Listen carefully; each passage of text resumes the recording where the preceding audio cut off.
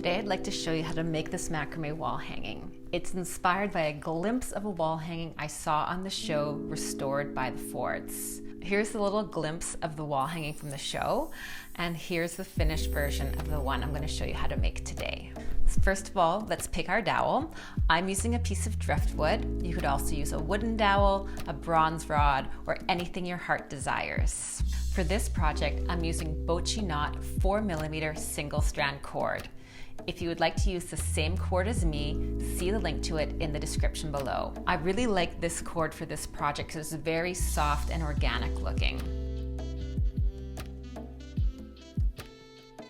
The sides we're creating in a kind of square knot ladder, and the horizontal cords are all going to be attached to these side pieces.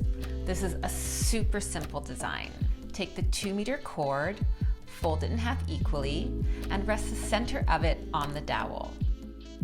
Fold the 4-meter cord in half and rest it on the dowel right next to the first one. Make your first square knot up close to the dowel. The shorter cords are the middle of the square knot, known as the filler cord. The longer cords are the outside cords, and they do all the work wrapping around the filler cord. Hence, they are known as the working cords. Click the link popping up on the screen now if you need a tutorial for the square knot. Make a second square knot about 2 centimeters or half an inch below the first square knot.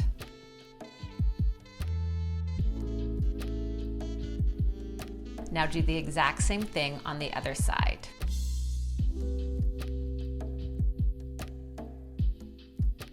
Now you want to have these 2 square knot ladders about 13 to 14 inches apart.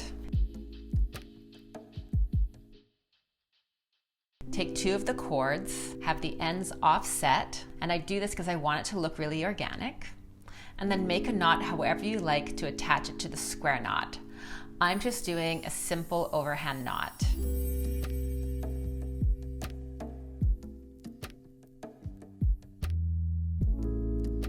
And now do the same thing on the other side.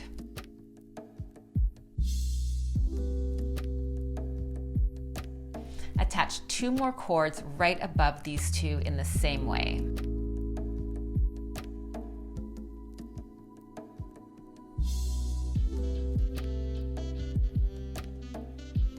Now I'm going to turn my wall hanging around because I want to add 2 sets of cord on the back side as well.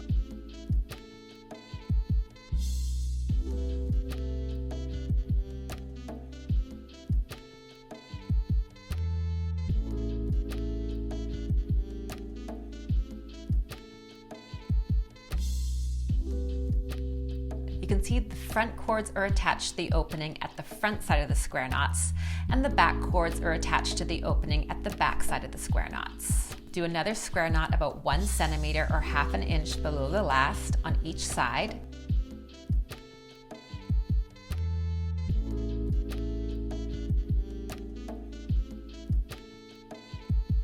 And continue adding horizontal cords to the front and then again to the back.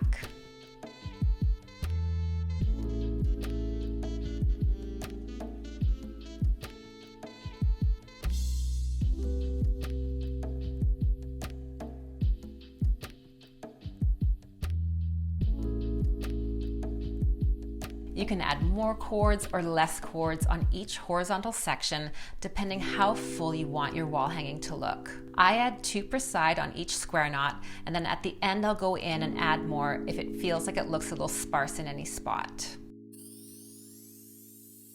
Another thing I do is I pull the cords apart a bit to increase the organic look of the wall hanging.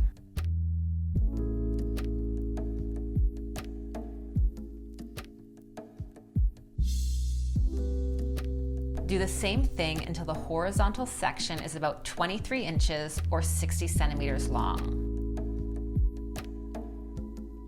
As you progress with the wall hanging, it will naturally taper as it gets longer. For the last horizontal cords at about the 23-inch mark, I add only 1 set of 2 cords at the front and at the back instead of 2 sets.